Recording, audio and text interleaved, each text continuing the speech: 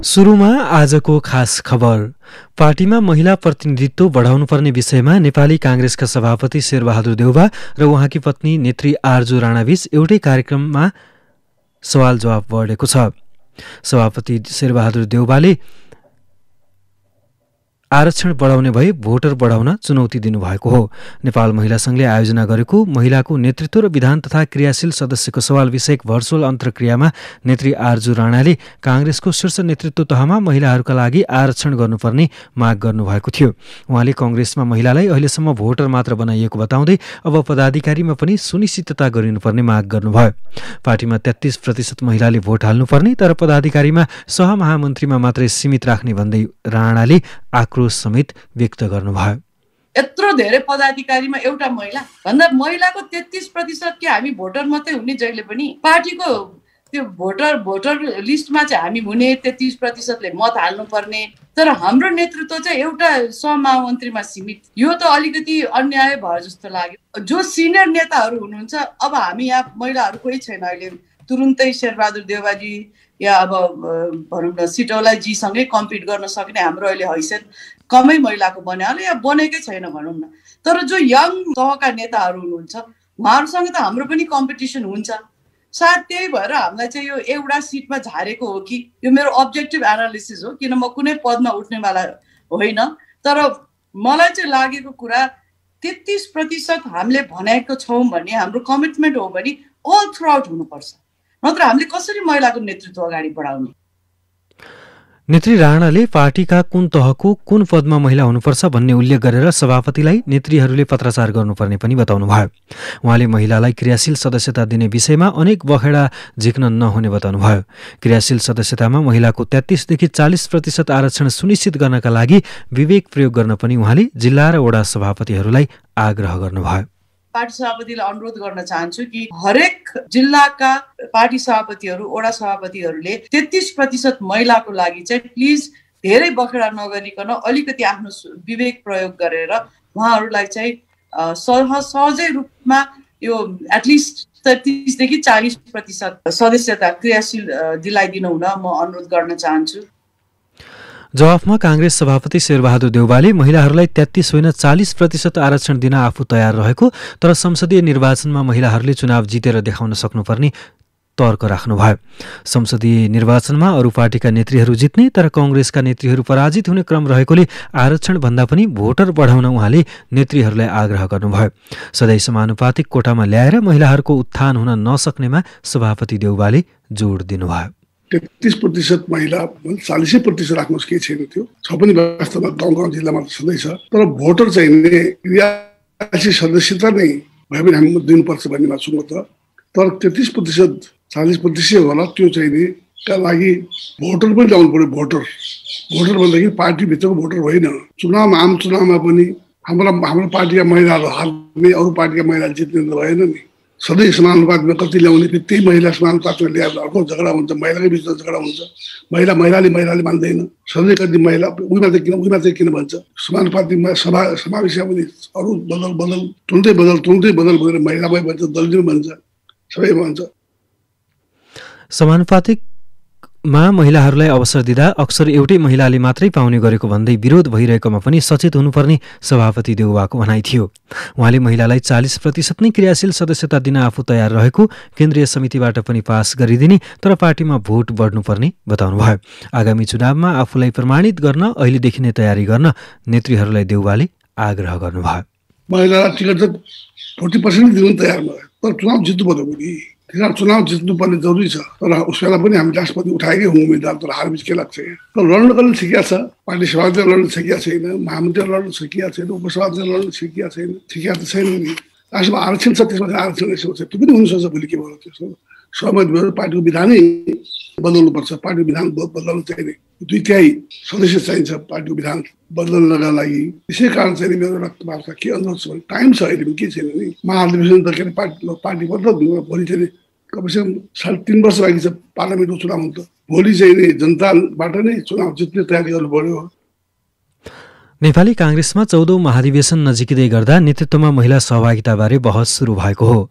काङ्ग्रेस विधानमा पार्टीका हरेक तहमा 33% महिला हुनुपर्ने व्यवस्था छ, तर त्यो व्यवस्था अपुग रहेको भन्दै नेत्रीहरूले आरक्षण बढाउनुपर्ने माग गरिरहेका छन् भने देउवाले भोटर बढाएर देखाउन चुनौती दिनुभएको छ। नेपाली खबरमा अब आज दिनभरका प्रमुख खबर संक्षेप, साथमा खबर सहयात्री शोभा केसी। नेपालमा आज थप 1513 जनामा कोरोनाको संक्रमण पुष्टि भएको छ। देशभरका प्रयोगशाला 10,891 नमुना परीक्षण गर्दा 556 महिला र 957 पुरुषमा संक्रमण पुष्टि भएको हो। यससँगै कुल संक्रमितको संख्या 76,258 पुगेको छ। पछिल्लो 24 घण्टामा मात्र 761 जना संक्रमण मुक्त भएका छन्। यस्तै हालसम्म देशभर 20,396 सक्रिय संक्रमित रहेका छन्। 10,707 संक्रमित होम आइसोलेसनमा छन् भने 9,689 संस्थागत आइसोलेसनमा छन्। उनीहरूमध्ये 213 को आइसियु र 34 जना भेन्टिलेटरमा उपचार भइरहेको छ। यस्तै काठमाडौँ उपत्यकाका 934 जना संक्रमित थपिएका छन्, जसमध्ये काठमाडौँका 747 जना, ललितपुरका 114 र भक्तपुरका 73 जना छन्। यस्तै आज कोरोनाबाट थप 10 जनाको मृत्यु भएको छ। मृत्यु हुनेमा 3 महिला र 7 पुरुष रहेका छन्। यससँगै नेपालमा कोरोनाबाट मृत्यु हुनेको संख्या 491 पुगेको छ। नेपालमा पदयात्रा र पर्वतारोहणमा आउनेहरूका लागि सरकारले भिसा दिने निर्णय गरेको छ। यसले नेपाल आउन चाहनेलाई बाटो खुलेको छ।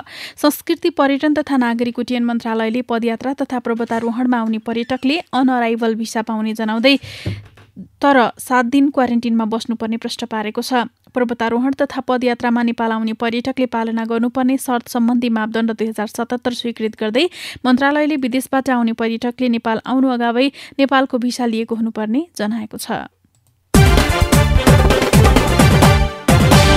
बझाङ प्रहरीले सम्झना कामीको हत्या आरोपीलाई सार्वजनिक गरेको छ। सम्झनाको हत्या आरोपमा पक्राउ परेका 20 वर्षीय राजेन्द्र बोहरालाई प्रहरीले आज सार्वजनिक गरेको हो। असोज 8 गते जिल्लाको मस्टा गाउँपालिका 2 खिका लाकी 12 वर्षीय सम्झनाको हत्या भएको थियो। कोठमा गाईबस्तुलाई घाँस हाल्न हिँडेकी सम्झनाको शव स्थानीय शिव मन्दिरभित्र अर्धनग्न अवस्थामा फेला परेको थियो। साथै राजेन्द्र विरुद्ध अर्की एक बालिकामाथि जबरजस्तीकरणीको जाहेरी परेको थियो।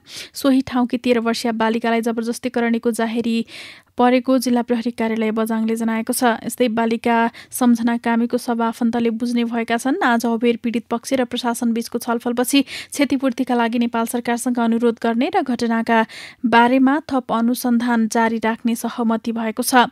यस सहमतिपछि शव बुझ्न आफन्त सहमत भएका जिल्ला प्रहरी कार्यालय बझाङका प्रमुख प्रहरी नायब उपरीक्षक रूपक खड्काले जानकारी दिनुभयो। उहाँका अनुसार आज भएको सहमतिपछि पीडित पक्षले भोलि शव बुझ्नेछन्। सांसदहरूले दशैं तिहार नजिकै गर्दा उपभोग्य वस्तुको मूल्य वृद्धि गरेर कालोबजारी भइरहेकाले नियन्त्रणका लागि प्रभावकारी अनुगमन गर्नुपर्ने बताएका छन्। संसदको उद्योग तथा वाणिज्य र श्रम तथा उपभोक्ता हित समितिमा भएको छलफलमा सांसदहरूले मूल्य वृद्धि नियन्त्रणका लागि सम्बन्धित निकायले अनुगमन गर्न आग्रह गरेका हुन्। सांसद देवेन्द्र पौडेलले बजार मूल्यमा समानता नभएको अस्वाभाविक रूपमा मूल्य बढेकाले नियन्त्रण गर्नुपर्ने बताउनुभयो। चीनसँगको महत्त्वपूर्ण व्यापारिक नाका तातोपानी नाका आगामी असोज 19 गतेदेखि खुला गर्ने निर्णय भएको छ। नेपाली र चिनिया पक्षबीच आज सिन्धुपाल्चोकमा भएको द्विपक्षीय बैठकमा लामो समयदेखि बन्द रहेको नाका असोज 9 गते खोल्ने निर्णय गरेको हो। सिन्धुपाल्चोकका प्रमुख जिल्ला अधिकारी उमेश ढकालले असोज 18 गतेभित्र आवश्यक सबै तयारी गर्ने र 19 गतेदेखि नाका सञ्चालन ल्याउने निर्णय भएको बताउनुभयो। कोरोना प्रकोपका कारण मिटर रिडिङ नभएको अवस्थामा नेपाल विद्युत प्राधिकरणका ग्राहकलाई जरिवाना नलाग्ने भएको छ। ऊर्जा, जलस्रोत तथा सिंचाई मन्त्री वर्षमान पुनले प्राधिकरणका निमित्त कार्यकारी निर्देशक लेखनाथ कोइराला र उपकार्यकारी निर्देशक एवं ग्राहक तथा वितरण निर्देशनालयका प्रमुख हरराज नेउपानेलाई मन्त्रालयमा बोलाएर तत्काल जरिवाना नलाग्ने व्यवस्था मिलाउन निर्देशन दिनुभएको हो। कोरोना नियन्त्रणका लागि गरिएको लामो बन्दाबन्दीका कारण प्राधिकरणका अधिकांश गृहस्थ र औद्योगिक ग्राहकको मिटर रिडिङ हुन सकेको थिएन। विश्व बैंकले आज नेपालको शहरी सेवा प्रवाह सुधार तथा पूर्वाधार विकास सम्बन्धी $150 मिलियन 17 अर्ब 64 करोड रुपैयाँ बराबरको परियोजना स्वीकृत गरेको छ। विश्व बैंकले संघीयता कार्यान्वयन प्रभावकारी बनाउने उद्देश्यसहित स्वीकृत यी परियोजना कोरोना भाइरसको संक्रमणबाट प्रभावित भएको अर्थतन्त्रलाई माथि उकास्न समेत महत्त्वपूर्ण साबित हुने विश्वास लिइएको छ। खास गरी नगरपालिकाहरूको क्षमता अभिवृद्धि र पूर्वाधार विकासमा यो सहायता प्रयोगमा आउनेछ।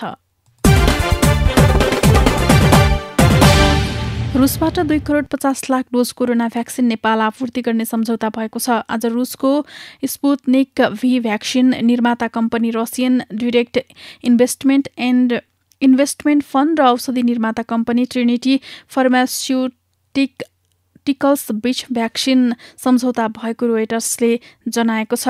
यता रुसबाट 2 crore 50 lakh dose corona vaccine Nepal आपूर्ति गर्ने भनेको ट्रिनिटी फार्मास्युटिकलको सम्झौतासँग सरकारको कुनै सहमति नभएको स्वास्थ्य मन्त्रालयले जनाएको छ। मन्त्रालयका विज्ञ सल्लाहकार डाक्टर खेम कार्कीले कुनै कम्पनीले बजार ओगट्नका लागि आपसी सम्झौता गरेको हुन सक्ने तर त्यसका लागि मन्त्रालयमा कुनै छलफल नभएको बताउनुभयो। सत्याग्रही वरिष्ठ चिकित्सक डाक्टर गोविन्द केसीको स्वास्थ्य अवस्था कमजोर हुँदै गएकामा विभिन्न संस्थाले चासो राखेका छन्। 16 दिनदेखि 19औं अनसनमा रहनुभएका डाक्टर केसीको कमजोर स्वास्थ्यले जुनसुकै बेला जोखिम निम्त्याउने भन्दै उनीहरूले जीवन रक्षाका लागि सरकारको ध्यानाकर्षण गराएका हुन्। जवाबदेहिता निगरानी समितिले विज्ञप्ति निकालेर नेपालको स्वास्थ्य शिक्षा क्षेत्रमा सुधार, विगतमा सरकारले गरेको प्रतिबद्धताको पूर्ण कार्यान्वयन तथा भ्रष्टाचारीमाथि कारबाही गर्न लगायत 6 बुँदे माग राखी थाल्नु भएको सत्याग्रहको 16औं दिन हुँदा पनि माग सम्बोधन गर्न उदासीन भएकामा ध्यानाकर्षण भएको जनाएको हो। यता डाक्टर केसीको समर्थनमा आज पनि माइतीघर मण्डलामा प्रदर्शन भएको छ। उहाँका पक्षमा सोलिडारिटी फर जी केसी अलायन्सले आज माइतीघर मण्डलामा प्रदर्शन गरेको हो। अलायन्सले डाक्टर केसीको जीवन रक्षा माग गर्दै विभिन्न प्लेकार्ड बोकेर प्रदर्शन गरेको हो। विश्वभर कोरोनाको संक्रमणबाट 10,07,226 जनाको मृत्यु भएको छ भने 2,49,03,098 जना निको भएका छन्। यस्तै 3,89,928 जना संक्रमित छन्। कोरोनाबाट सबैभन्दा धेरै अमेरिका, भारत र ब्राजिल प्रभावित छन्। यस्तै संयुक्त राष्ट्रसङ्घका महासचिव एन्टोनियो गुटेरेसले कोरोना भाइरसको महामारीका कारण विश्वभर मृत्यु हुनेको संख्या 10 लाख नागेकोमा दुःख व्यक्त गर्दै यसको विरुद्ध सबैजना एकजुट हुनुपर्ने आवश्यकता औल्याएका छन्। यस्तै अन्तर्राष्ट्रिय मानवाधिकारवादी संस्था एमनेस्टी इन्टरनेसनलले भारत सरकारले गरेको अवरोध र आक्रमणका कारण भारतमा आफ्नो काम बन्द गर्ने घोषणा गरेको छ। यसअघि प्रवर्तन निर्देशनालय ईडीले हालै संस्थाको खाता फ्रिज गरेको थियो। एमनेस्टीले भारत सरकारले अवरोध तथा आक्रमण गरेका कारण काम बन्द गर्ने निर्णय गर्नु परेको जनाएको छ। इन्डियन प्रिमियर लिग आइपिएल क्रिकेटमा नेपाली लेग स्पिनर सन्दीप लामिछाने आबद्ध दिल्ली क्यापिटल्सले अहिले सनराइजर्स हैदराबादसँग प्रतिस्पर्धा गर्दैछ। शेख जायद स्टेडियममा टस हारेर ब्याटिङको निम्तो पाएको हैदराबादले अहिले सुरुवाती ब्याटिङ गरिरहेको छ। हैदराबादले 6 ओभरको समाप्तिमा बिना विकेटको नोक्सानीमा 38 रन बनाएर खेलिरहेको छ। यस्तै आजको खेलमा पनि सन्दीपले खेल्ने छैनन्। दिल्लीले हैदराबाद विरुद्धको खेलका लागि सन्दीपलाई प्लेइङ सेटमा राखेको छैन। लगातार तेस्रो पटक आइपिएल खेलिरहेका सन्दीप लगातार तेस्रो खेलमा टिममा नपरेका हुन्।